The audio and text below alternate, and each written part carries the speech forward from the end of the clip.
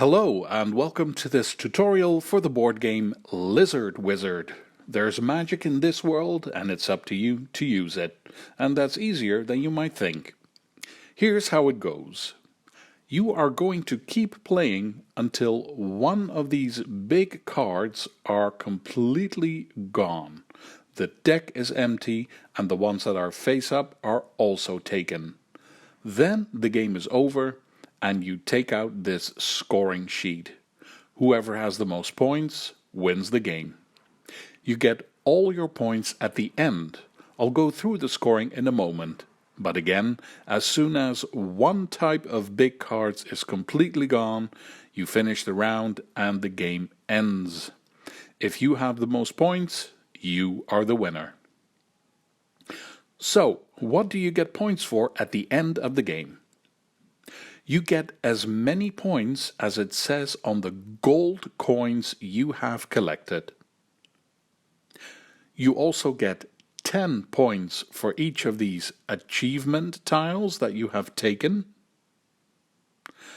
The player that has the most treasure items gets 10 points. The player who has the second most treasure items gets 5 points. There's more. During the game you can get wizards and you can get towers. You take all the wizards that you have and all the towers that you have to make pairs. Any wizard or tower that you might have left that can't be paired is 1 point at the end of the game. For every pair of wizard and tower that you can make that have the same icon in the top right, you get 10 points. For each pair that you can make that don't have the same icon in the top right, you get 5 points. And the last thing you get points for is spells. Some spells have something written on them that says what you get points for. Plus, you get 5 points for each spell that has the same icon in the top right as a pair that you made that also has the same matching icons. I won't repeat it. During the game you can always look at the scoring sheet to remind yourself what gives you points. But getting wizards and towers and spells can give you a lot of points, especially if the icons match up. Next, how do you play the game? What do you do when it's your turn? When it's your turn, you can take one action, and you have 6 options to choose from. 1. Buy a tower card. 2. Buy a spell. 3. Buy a familiar card, these ones. 4. Bid on a wizard card. 5. Get resources. Or 6. Sell resources for blue coins. That's it. Let me go through those in a bit more detail.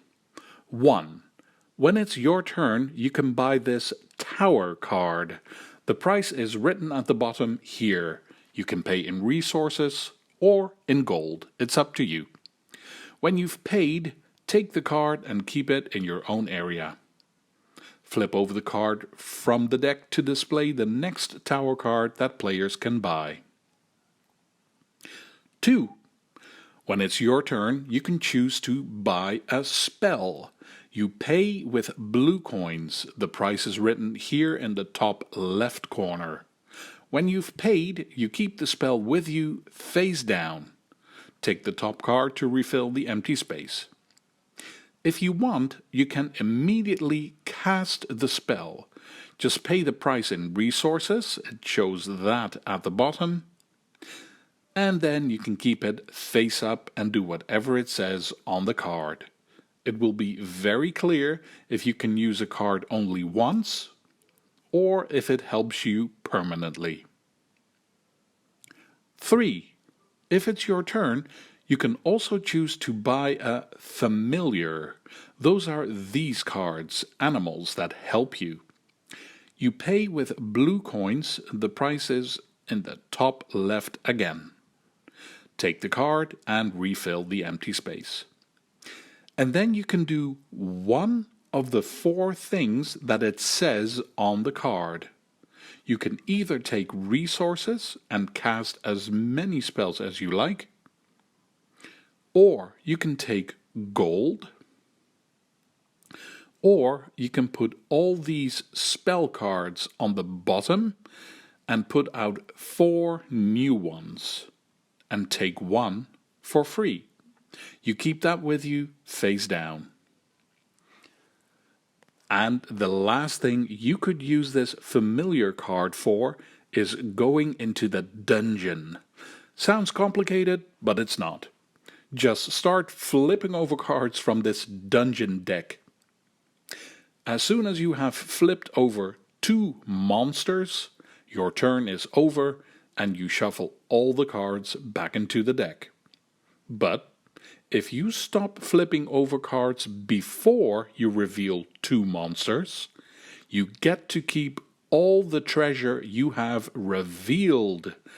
Take the loot and shuffle the monsters back in. Those are the 4 things you can choose to do when you buy a familiar. It's also written on each card to remind you. 4. The next thing you can choose to do when it's your turn is bid on a wizard. Let everyone at the table know which wizard you want to buy and say your opening bid. It's up to you. You pay in blue coins. You keep going around the table until someone has given the winning bid. That player gets the wizard card. If you were the one who won the bid, then your turn is over. But if another player won the bid for the wizard card that you wanted, then you get to go again. You get another turn. One small detail for when you're playing this game with 2 players. Instead of going around and round bidding, you only get one bid. One opening bid, and the other player gets to decide to top that or pass. Moving on. 5. When it's your turn, you can choose to take resources. That's what you need these cards for. You can have up to 3 cards in your hand. And you can take 3 resources.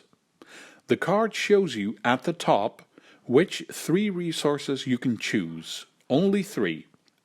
I'll choose this one, and this one. I take the resources and keep them with me. But there's more on this card, the bottom half. This means I have to move these resources up by 1 space on this track. So let me do that.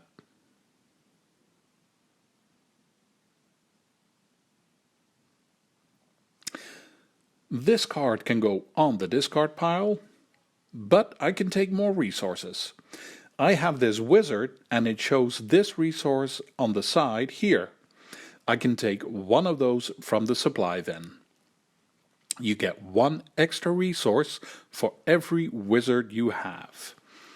One detail about resources, you can have a maximum of 10 resources. At the end of your turn, you have to discard back down to 10. For each tower you can have 1 extra resource. 6.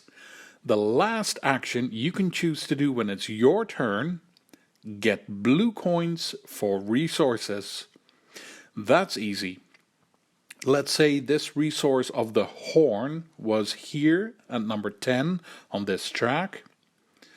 I have 2 horns in my supply. That means if I discard a horn resource, I get 10 worth of blue coins. I put my 2 horns back, so I can take 20 coins from the bank. That goes behind the screen because only blue coins are kept secret. And I finish this action by lowering the horn in this track. I gave away 2 horns, so this token goes down 2 spaces on the track. Done! Those were all the 6 actions you can choose from when it's your turn. You can do one of those when it's your turn. And that's already it for my explanation. This is how you play Lizard Wizard. I hope you feel like you understand it well enough and that you'll enjoy it when you give it your first try. Thank you for watching. Feel free to leave a comment and see you for the next one.